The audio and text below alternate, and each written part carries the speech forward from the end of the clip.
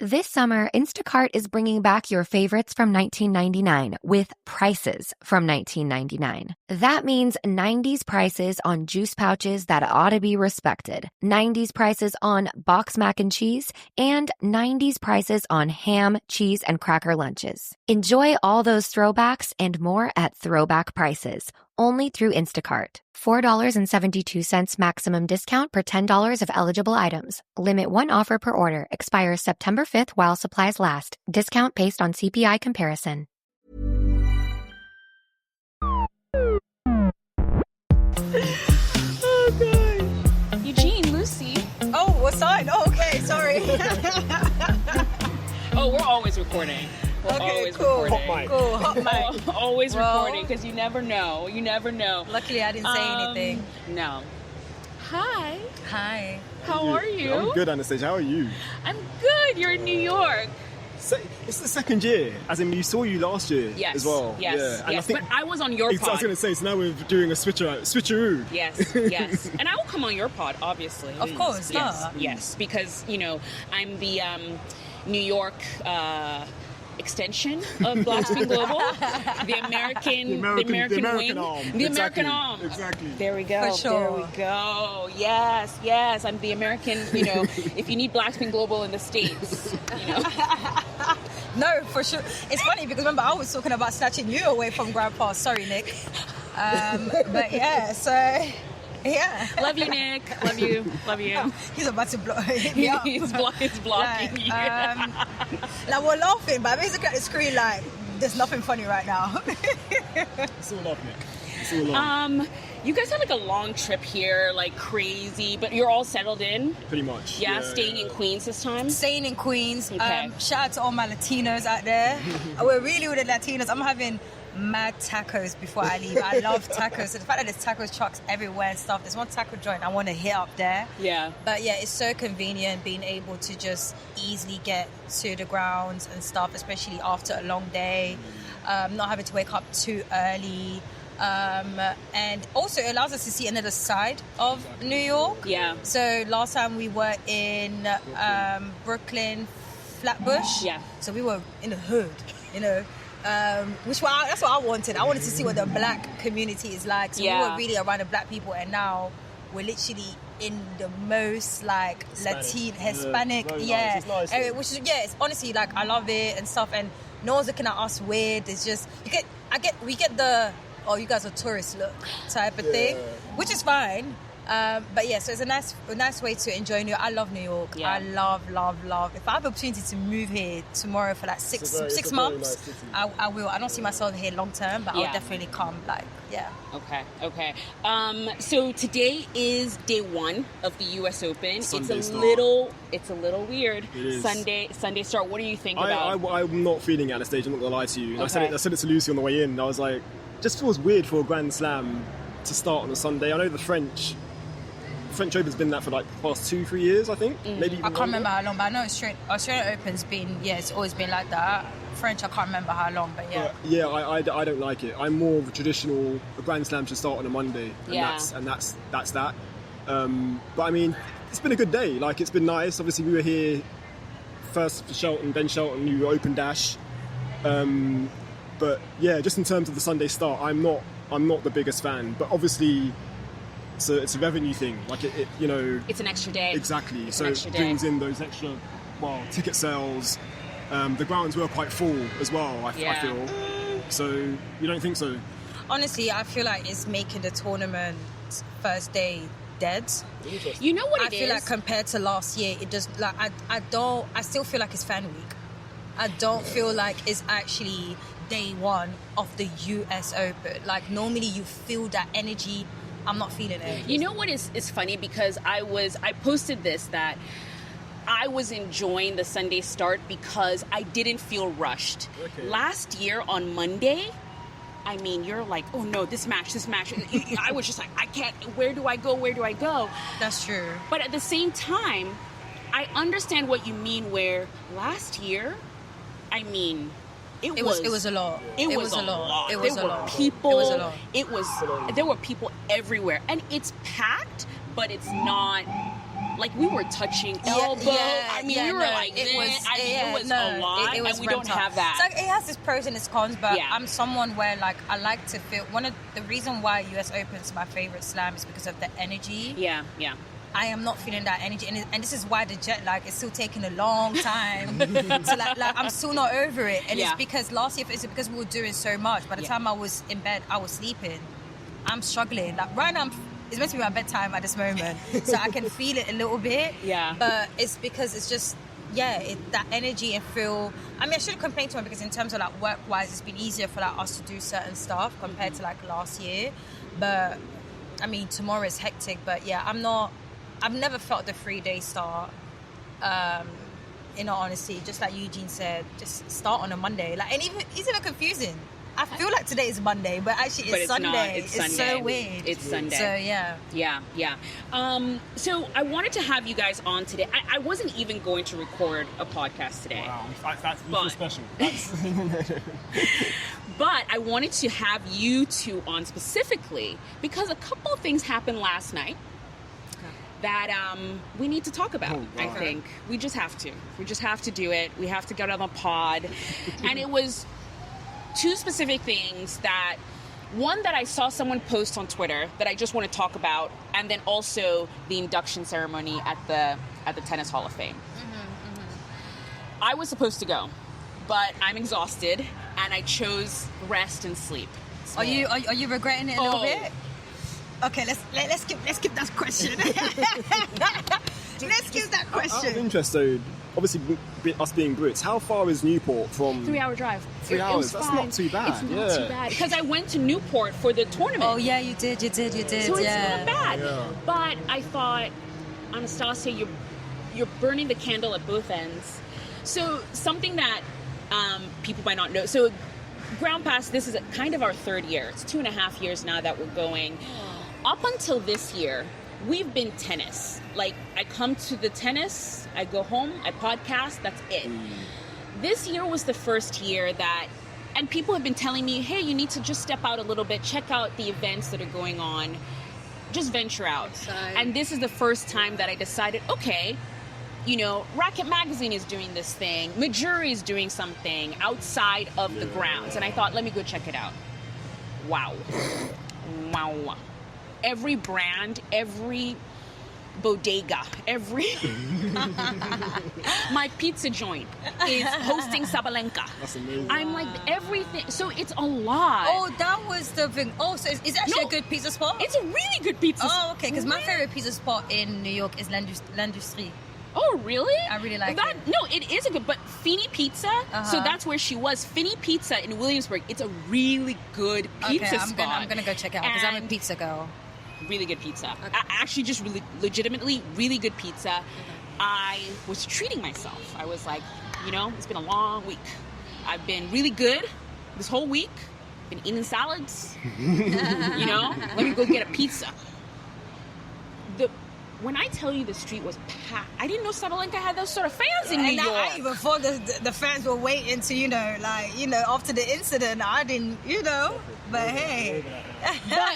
No, seriously, because even with the incident, even with whatever, I just did not realize she had that sort of fans. The street was blocked. There was a fire truck. I actually have a photo. There was a fire truck trying to come down the street, and they had to clear people out. But it was packed, and I was like, so there was just stuff happening everywhere, and I tried to go to as much as I can. So I was supposed to go to Newport, and I said, you know what, Maria Sharapova, Bryan Brothers, you got it. You do your thing. It's great. Super exciting for you. And next thing you know, surprise! She literally said surprise. I was so mad. Oh my god. But we have to talk about it. What did you guys think? You saw it. I was shocked, first and foremost, because I didn't know that they were so close or had that kind of friendship. But it was nice. It was really nice to see. And obviously it's always good to see Serena as well. She's been retired for 2 years now, I think. Yeah. So for that alone, that was special. Like just seeing Serena, but I was more than anything, I was baffled basically. And I haven't watched the speech. I've read what she said, so I've not watched it. But just from what I read anyway, she was kind of, I don't know, creating this idea that there was like a close rivalry, which to me that just wasn't the case. Like because the head-to-head was so one-sided. So. But then again, I was like, you know what, fair play, because obviously there was, whenever they would play each other, I do remember in the media it would be a thing of like Serena versus Sharapova, like it was always kind of hyped, basically, but really and truly it was never close on paper. Yeah. Like, and when they played on court, Serena most of the time like blew her away. So, yeah, but I mean, I don't know, I quite like the idea, or let's say the idea, I like that Sharapova reached out to Serena to like, ask her to introduce her, because that also, it's pretty iconic. Like it's a legendary kind of thing that will go down in history. Obviously, Tennis Hall of Fame, like that's a big deal. So I think for that alone, it was very special. But yeah, I more than anything, I was just a bit confused, but just happy to see Serena, I guess. And congratulations to Maria Sharapova too, because it's a big deal to be kind of to be inducted into the Tennis Hall of Fame. It's huge. Yeah. So, and she does deserve it, I think. I do believe that. I know Lucy feels otherwise. And Lucy's making the faces. It will soon be Serena's turn, obviously, and Venus. We can't wait for that time as well. But yeah, just good to see Serena, I guess. I'm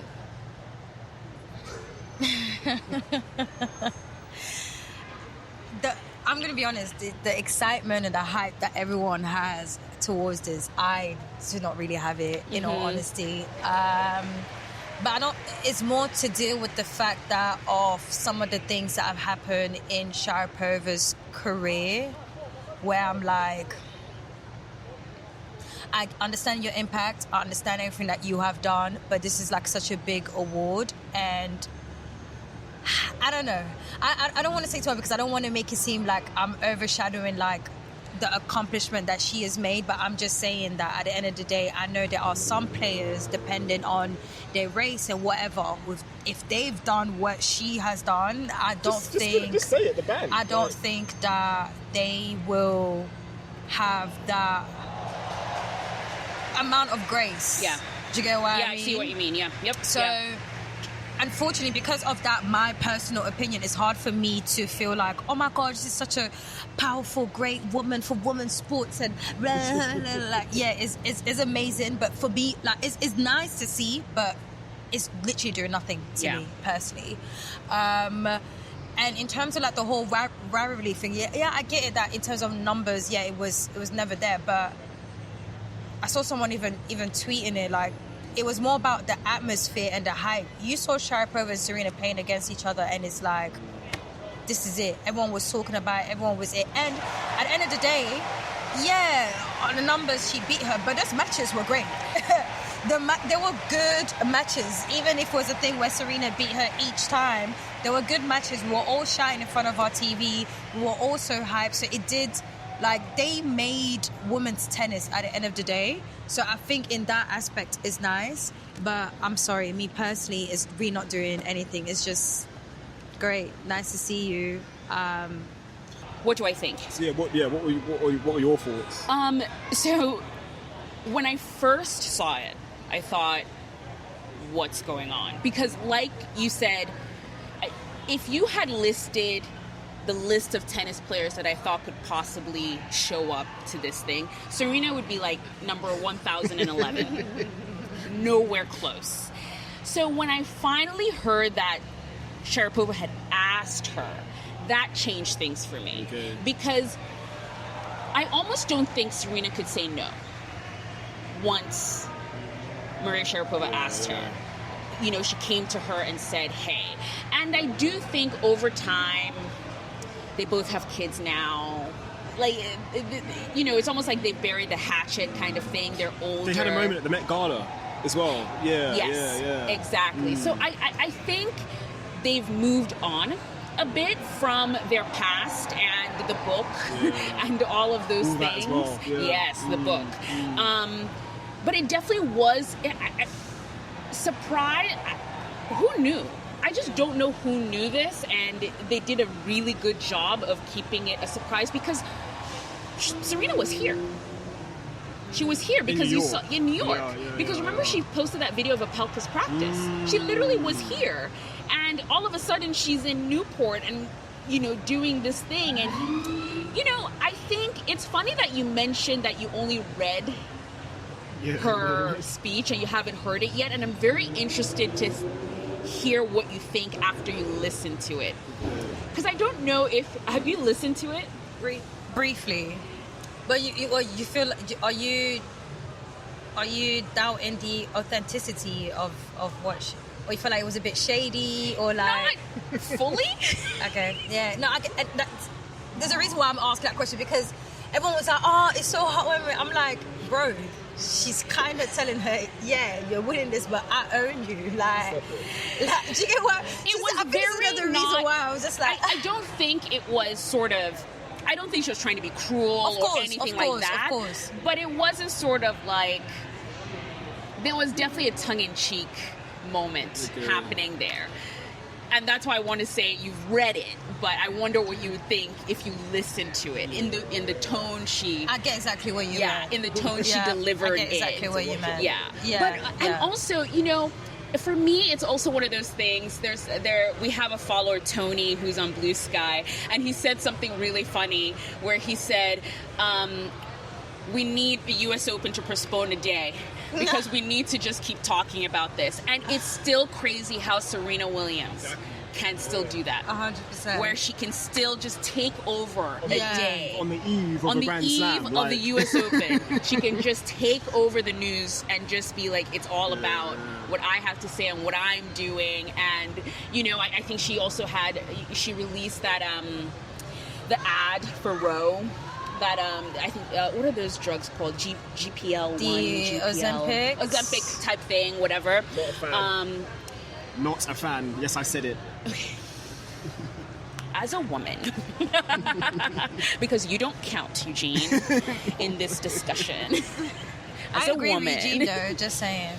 I get it. I understand. I completely understand where people are coming from when they say not a fan. I would rather she say it than it's just like, oh, look, I just lost weight. That just agree. Worked out. I just, this is just how full transparency. You know what I mean? I prefer the transparency. It was obvious. Like, what I mean? I don't know. But. No, it was actually obvious. Like, I was actually saying it. Like, when she was losing weight, I was like, oh, Serena's on Ozempic. Like, it was if you know, like, about, so even if she ever came and said, I did it naturally, people would have literally said, like, you are things. So, I think that's another reason why I wasn't too surprised, because it was genuinely obvious. I can't remember who, but I remember even watching this TikTok of a girl like trying to do like a 2-3 minute video explaining that because everyone was surprised of her weight loss. And like she's an athlete, so of course. I was like, babe, you just wasted 2-3 minutes of your time. She is on that Ozempic, and it's fine. And the thing is, to me, it was like whatever, like it's fine. Like you're done playing, whatever. Right. But then when that announcement happened, I was like, okay, we're taking this a little bit too far, But, yeah. I mean, again, I completely understand the people who are sort of like upset by it, and because this actually came out during the Canadian Open where Ozempic was a sponsor. I couldn't believe it. On the thing. And where I was coming from with that, I know this is a total tangent now that we've gone on, but where I was coming from with that one is Ozempic is a drug for diabetes. That's, and that's for me, unfortunately, where we've now muddied the waters a little bit. Because it's now scarce. People can't get it who actually need it for diabetes, because people are using it for the second thing it's known for, which is weight loss.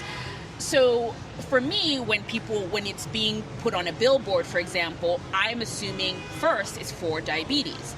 People use it for weight loss, but that's separate. Roe, I think, is specifically for weight loss. The drug that she was promoting. Roe, I think, is specifically for weight loss. Okay. I gave her props because a lot of people do not claim it. They're like, That's I true. just ate really well.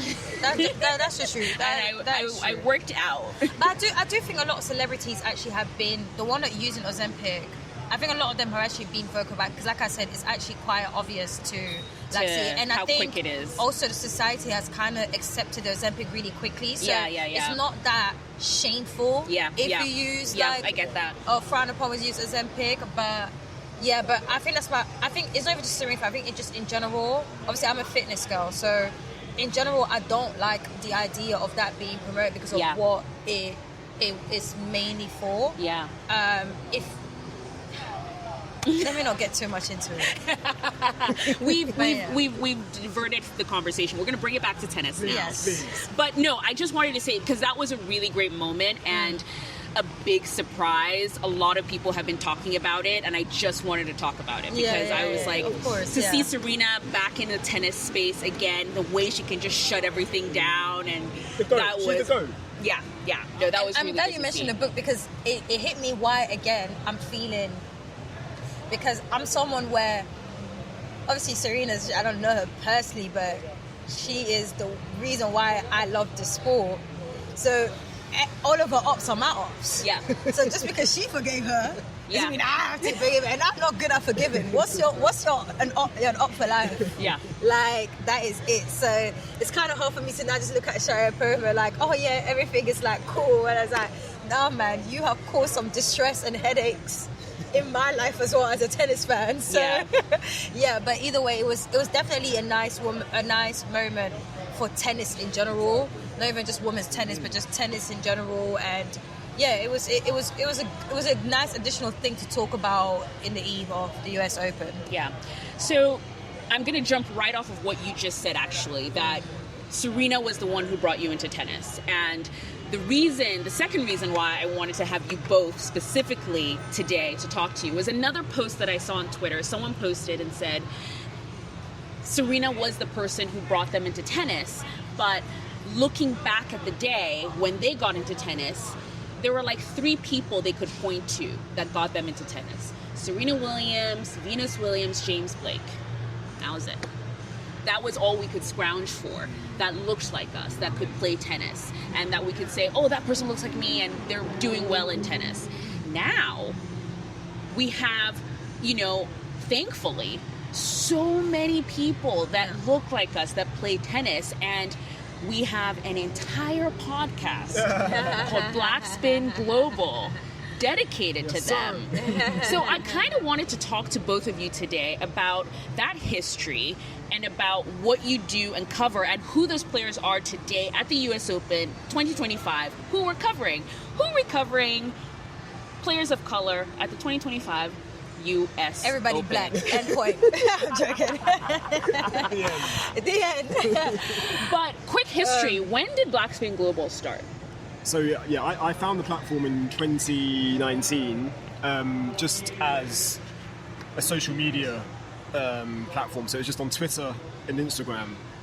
And I had this I say idea. I always wanted to, do a podcast as well as, having the social media side of things and the website too, because there was a website. So I reached out to Lucy in 2020, end of 2019, I'd say, and said, listen, I see she was a fan, so she was posting everything to her story, as in her personal IG. Yeah. And I love the fact that she was a fan, basically engaging with the content, but also adding, I can see she was quite witty. She had a bit of a sense of humour, when she would post certain things on Twitter as well. And I was like, this would go nicely or supplement, my kind of, because my background is, I'm a sports journalist, that's my background. So I wanted to have basically a tennis fan alongside me doing the podcast, because I feel like just that kind of interaction would kind of bounce off well. So literally reached out to Lucy. Initially, she wasn't sure. I said no. You keep saying I wasn't sure. I said no. Well, you took some convincing. I said no. He did not accept no for an answer. He just kept asking me, and I was just like, I'm not doing it. Yeah. But it was mainly because you grow up seeing a sport and it's like, I know how I am. You can see how I've been talking. I know how I am, and I'm someone where if I can't be myself, if I can't be real, I have no interest in doing it. So you grow up seeing an image of what tennis is like, and I feel like it's only recently now you're seeing more personalities in tennis from different content creators and even podcast people. I mean, even people that have been doing tennis stuff for years, you're now seeing a personality a little bit more. Not just because they used to play before. We're talking about people that are just like us, that just, you know, a fan and just started a platform. Yeah. So I just felt like, yeah, I'm not trying to be respectful and kind of feel like if a player's playing crap, black, white, blue, yellow, I want to be able to say, but obviously still in a respectful manner. Exactly. But also bringing in my personality and stuff as well. But then, yeah, he just kept on asking. I was like, fine. No, well, we recorded like a pilot episode that went quite well, and then literally off the back of that, like the rest is history, I'd say. Like, and yeah, we've been going for 5 years. Yeah. And literally been from strength to strength, Anastasia. Like, we've covered Wimbledon 3 years in a row. This is our second year doing US Open, and like I'm just so happy, or like I say happy, proud of the steady growth, because it's been a grind, and like we're still grinding to this day. Yeah. For sure. But it's nice knowing that like we're being recognised now, like by mainstream media outlets, even like tennis journalists that like write for the New York Times or Washington Post or the Guardian. Like we interact with them because they're basically colleagues, basically. So that's a nice feeling to know that, wow, like something we started like back in 2020 is now kind of in this space, and like we deserve to be here, basically. Yeah. And it's exactly what you're doing with Ground Pass as well. Like you said, it's been 2 years for Ground Pass. Yeah. And look at you, like, so your kind of growth, you're going to basically follow, I guess, our path, if that makes sense. And again, I'm proud of that too, because there has been like a nice influx of other podcasters coming in, or like tennis kind of creators. Even the players in this, no comment. But no, exactly. Like we're classed as like new media, I guess. Yeah. And like that's what the sport needs. Like we want to engage like a younger audience, and I feel like the content we produce through podcasts, through our posts on socials, like it aids that. Yeah, basically. especially yours as well. And I'm super proud. I love what you're doing. I always say to you, like, I love what you're doing. You have to keep going. Like, and you're doing a great job. Obviously, like you're here now. Yeah. You're at Cincinnati. Yes. Yeah. Like you've done some major events. Like, and you're only going to continue to grow. Next year you'll be doing US Open. I'm going to say it, putting it out there. It's happening. But yeah, to go back to what I was saying, like it's a grind, but it's worth it because it does feel very rewarding. Like especially when you're at these like big events, and the players too. Like the players interact. Like we have good relationships with a lot of the players. Yeah. And that's something I don't take for granted as well, because it means a lot. Like they see what we do, they appreciate what we do. And that's also one of the main reasons why I started the platform too, because I didn't like the way, you know, black players were being portrayed in the media, and I feel like we have a duty to kind of, I guess, protect them, but also be real too, like give real honest opinion. And something that I'm proud about as well with Black Spin that Lucy does understand and she's fully on board with, because again, I think I did say this to you when I started. It's a positive platform, like, so we don't kind of dwell on like the negatives. We always try to like find a positive angle, like in whatever kind of story or, I don't know, match result. Yeah. Because at the end of the day, like these guys, they're human beings. Like they have feelings, and I feel like that does tend to get lost sometimes with athletes. Like we look at them as like being like superhuman when they're really not. So again, and I feel like that's why they also appreciate like what we do. So I guess, I hope that answers the question in terms of... But I think also for me, I think it's mainly also such a good time to have such platform, considering that, again, goes back to what you said at the beginning with these amount of like black players. So like, for instance, when Coco won the French Open, it was like the craziest moment. Like, it was like a nice... There was like, whole tennis Twitter was happy, but it was like that black tennis Twitter that was just so, big. And when we did our pod, you literally saw comments from people saying like, man, I'm so glad that we could celebrate. Like, we were saying we, Do you get what I mean? Yeah. And that there was a space that they could come to. exactly. Yeah. And I even said that to Eugene. I was like, bro, like, Eugene, like, imagine like we didn't have this during these times. And I feel that moment every single time a black tennis player does something, whether they are ranking top 30, whether they are making it in the final of a big tournament but they haven't won it. It doesn't matter how like big or small, because the thing is as well is that obviously we don't wait till they are winning for people to think. That's why Paulino always be the greatest example, because it's like everyone was like who was like, we were literally telling you guys, bro, there's this little Ghanaian Italian chick that's out here grinding and you guys are sleeping, and now look, do you get what I mean? So I think that's what I enjoyed the most, like that community, because I feel like the tennis community has always been there, but now there's more of that black tennis community, because the black tennis community in the US is massive. Yeah, no, it so is. The fact that there is like, you're seeing more and more different type of platforms, you know, there's more like, not even just podcasts, but like, you know, like little like mobile tennis clubs, or like people playing together, or even just socially as well, from like fashion as well. Even on TikTok you're seeing so many black people trying to go to like tennis tournaments and everything. You even have, you know, Iron room filled with Iron Aces and stuff. So like, so the growth is there. People like black people want to get into the sport, and not even, although it's not the same, but even with paddle, you know, I hate it, but it's like it's actually a good way to introduce them. I've actually met some people who started with paddle and now they watch tennis, or like they want to play a little bit of tennis because paddle is a little bit easier and stuff, well, as they say, to play, but whatever. I can't chat. I don't even know how to play tennis, but it doesn't matter anyways. but just the fact that I feel like the platform already being there and steady, and now having that increase of people trying to get into it, like black people trying to get into it, and then you have the growth of black players, like how we went from seeing Monfils, Blake and the Williams sisters, Songa as well, don't forget Songa, to now literally in tomorrow we are going to be everywhere because there's so many matches. It's a nice like feeling, the growth of that is just amazing, and I wish people who are not black understand the impact of it, which I can get why you don't understand it, because you don't have to. But you say that, Lucy. I do feel like non-black people, they get it. They understand. Because we used to get some off-key comments, I won't lie, like saying, oh, like, what about white spin global? Like, stupid things like that. But now, I can't tell you the last time we had like a comment that was like kind of questioning the platform. So for me as well, that also says a lot, because it kind of speaks to how we, I guess, go about doing what we do. Like, it's respectful. Exactly. Like, we're not being disrespectful to like any other race. We're just solely focused on, you know, black players, and we still celebrate the other way. Like, we literally, like, we have sometimes on the pod spend 15 minutes, 10 minutes talking about, because at the end of the day, we're black, but we love the sport. Exactly.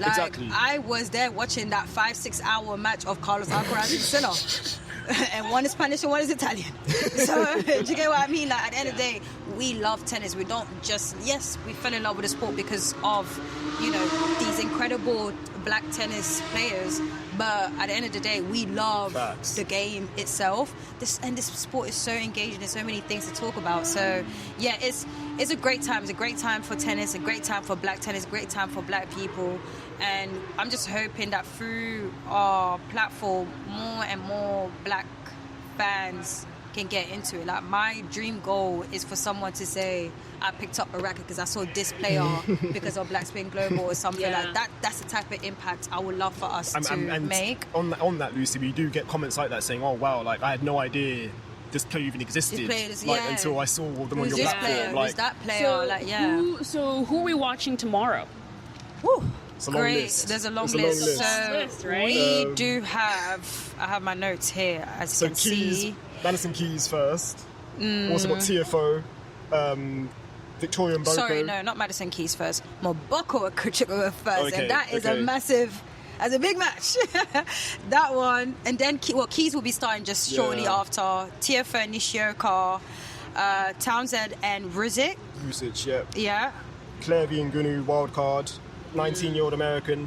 Gabriel Diallo, 31st, the Canadian. I just love, I said to Lucy all the time as well, I love seeing him having a seed next to his name, because it just shows like his elevation. It's been steady, but like also quite quick. Yeah. Which speaks to his like, I guess, talent. Yeah. Essentially. Obviously, Venus is playing tomorrow too, which is going to be pretty special. Tell me about that match, though. It's unfortunate. It's literally, unfortunate. I made a joke to Eugene. I was like, listen, we're out here celebrating Althea Gibson. You guys couldn't do a little Stop it. R-word type of thing, Stop like it. a little, We don't bring dabble it, in- we don't a dabble little in like, you know, like, you get what I don't understand. Like, We don't if dabble we're in breaking that. barriers, break it properly. Break it. But the match I'm most looking forward to, Anastasia, is Yeah. Alicia Parks versus Mira Andreeva, the 5th seed. I think that's going to be an absolute... Look, whenever, whenever I'm there, wherever that's happening, that's a big match. Yeah, It's a because very big match. Alicia's coming off like an incredible run. Monterey. An incredible Yeah. run. Mira, great player, not so incredible run. Mm. That could be electric. Although she has had a good season, it's just results of late. Why are you saying she hasn't really had a really good run? Mira? Yeah. Results of Her late. her last few results, not Yeah. great. But And also- okay, I think maybe I'm thinking more season-wise. That's why. Yeah, okay, so season-wise, I think she did well season-wise. She's done great. Okay, I mean, yeah. But India well. are you saying post Wimbledon has been? yeah. Got it. Yeah. Even Wimbledon, grassy, like pre-Wimbledon, she's just not been having a good time, it seems to me, on court. You're going to give me a prediction? Putting you on the spot. Well, I don't. On Ground Pass, we don't do predictions. Really? Yeah, we don't. On Blackspin we do. Oh, that's great. Yeah, we don't. We don't. No, do it's great predictions. because when you're like, oh, who's gonna win? You're just guessing, just saying anything. Although, this year was the first time my pick actually did win for the French Open. Oh, okay. I had yeah. Carlos Alcaraz and Coco Gauff, and What? they You had did it. both? Yes, honey. Okay. But no, that is going to be, because I think post Roland Garros for Mira, I think that was I don't know if she took that loss really well.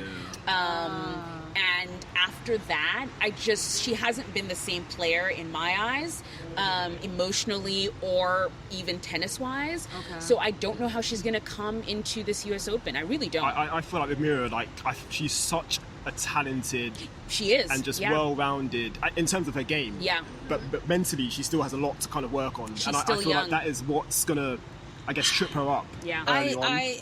I personally, I think people are too stuck on her mental, personally for me, but I think it's mainly, it brings it back to how people used to talk about Coco's mental. And I think a lot of it, and I think I've actually heard you talk about this before. and I said to people, whenever it's not her mental, it's just age. I feel like the thing is with these players, when they go big at such a younger age, people are forgetting their age. Yeah. So I see the way the comments that people make about Andreeva, like, oh, why is she acting? I'm like, bro, she's a kid. She's a kid. She's literally a kid, and as she grows, she will get better. No, of And that's the course, same of thing course. with Coco. And look what happened. Literally, every time I was watching some stuff, like, why everyone was like tripping over, I was always like, yo, she just needs to mature. Like, the maturity needs to get there. And I think because tennis players mature really fast, sometimes they might not mature at a pace that people are expecting it at. But I think Mira Andreeva, I think as soon as she matures well and she does the other extra stuff for her mental, she's going to be a she's a serious problem. She's a problem problem. on Yeah. tour, honestly. Yeah. What other matches? Is that pretty I think much that's it For for us. tomorrow. Yeah, but I mean, we're saying that's it, but oof, But it's going to be a busy day. it's going to be one hell of a day. Compared to today was just 2 matches. I didn't see any of Ben Shelton. How was that? It was pretty good. A massive shout out to Ignacio Busset. He Peruvian served was qualifier. really good. Like, I think even in the first set, like, he had like a higher first serve percentage win. Okay. There was a few long errors from that first, it's the first match, the first set, it gets like, you're trying to get into it, but obviously I knew it was going to win. It's in straight sets. Clean, little swipe. Yeah. Shelton looks really focused, really, like, even had like this straight, serious face when they were walking in. I was like, who you fooling, man? Like, this is going to be a quick thing. Like, don't waste our time here. But no, but it was a good opening match. But yeah. I kept saying to Lucy the score's going to be 6-3, 6-2, 6-3, I said. And Anastasia, we were so close. So the first 2 sets went 6-3, 6-2. Yeah. And then I'm sure. No, I'm not. I am sure. Wait, I have it here actually. It was 6-4 in the third. Yeah. But Shelton had match points at 5-3. Oh. So I was like, why? Shelton. Why, But no, Shelton? It was a very clean performance. What do you think? So I saw some clips of this actually, and I mean, personally, I love it because, you know, television production wise, I nerd out about that stuff, but I saw some stuff about Ben Shelton's dad was on ESPN again. He had the thing in his ear and he's talking to them. Oh, wait, did you have it today? Yeah. Oh, that's so dope. And okay. he talks to them about just like throughout the match about like tactics and things like that. What do you guys you've heard it before, right? Yeah. Yeah, we heard it. We spoke about it, and we both said that we love it. Unlike everyone else, I'm here for the on-court coaching. I'm here for everything, like the interaction. If the coaches can even be on the court, I will even say yes. Like, you see how the Australian Open, where they were so close and everything? Yes. Look how engaging and fun it is. Yes. Like, I'm not here for the whole, like, oh yeah, it's a one-on-one game. Like, at the end of the day, yes, I think I used this example in the pod before, but I was watching Osaka's match. She was playing against, I forgot the name of the player, it was an Australian player, and the coach literally told her what to do, and she did it, but it actually backfired. So that's what I'm saying. So when the coaches are saying something, you guys are saying, oh yeah, no, it's helping them, it's cheating. It doesn't but always. it doesn't always. So why are we not putting that into always. perspective as well? Yeah. I think for me, it makes the sport more lively. It also is a nice way to seeing how tennis actually works as well, because you then get to learn so much about them. I actually think we don't value coaches enough in tennis. When you look at other sports, basketball coaches, they're like literally the most famous people. In football or soccer for the Americans, most famous. Tennis is the only sport where they're like, it's an only sport. Like, no. And then when the player's not playing well, they need to fire this coach. They need to fire that coach. Oh no, what was Patrick doing? Oh, what was Brad Gilbert doing? So pick. What are you doing? Do you want the coach? Are the coaches important or not? I think it actually should be more focused on the coaches. I think after a match, instead of interviewing the players, interview the coach.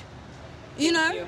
No, because I do, this is such a great point, because I do think for some reason tennis feels like this player just came out of the womb and just picked up a racket and started hitting tennis balls. How do you think they started hitting tennis balls, people? There's a coach. Like these coaches, like you see how people talk about school teachers like so highly, how they change their lives and blah blah blah. Tennis coaches is literally the same. Like I remember even when I spoke to Gabriel Jallo during the HSBC championships, and I saw there was a nice interaction between him and his coach, and I asked him about that, and he literally like spent 2-3 minutes talking about his impact and how much it helped him, and not just in terms of tennis, but even outside of tennis as well, because his coach also had like a degree in psychology, so it's even helping with real life stuff. I think fans have no idea how much the players and the tennis coaches are like this. Like they are like together 20, because whatever you're doing outside that court is going to affect what you're trying to aim here. So it's literally way more than that. That's why they're all like gallivanting around the whole big group. It's not just what it is, but especially when it's a young player as well, these coaches are literally everything to them. So for people to get up and be like, I don't like the on-court coaching, like you'll be surprised. They're doing way more than that, bro. Like, don't be worrying about that. But I feel like we need more of it. I love what Brian Shelton is doing. It's literally just making the sport like more like lively and fun. And I love the fact that he's up for it. Like, he's up for it. And I love the fact that it's a black coach doing it, of course. So hey. No, I'm gonna wrap it up really quick because you have a match to watch. Jasmine Paolini is up tonight. I just wanted to wrap up with a few matches because today was a really big day for Alex Ayala. Huge. She defeated Clara Towson, seeded player, so she pretty much takes her position and her seed, but I have never seen anything, and I'm gonna put some clips in this video here. The stairways were packed.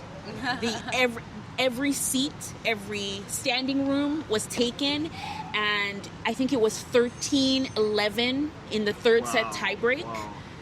It was scenes. It was crazy. I have a question though regarding that. Do you think if it was a 2 days start, do you think it would still be packed? Because this is the thing about the 3 day start, though. No. There are fewer matches. You're right. I was walking around court 40 visits. I was like, brother, You have a point. there's no one. You have a point. So that's the thing as well. So this is when it's probably a pros of the Sunday start, because now I'm sure half of the people that were there had no business being there. They just saw a score like this, be like, let's just go and check. So this is when the Sunday thing is like, it's annoying, but in terms of the sport, have a point, because I know both of them got a lot of new fans today because of it. Couple. So there was a couple that I was sitting next to, and it was funny.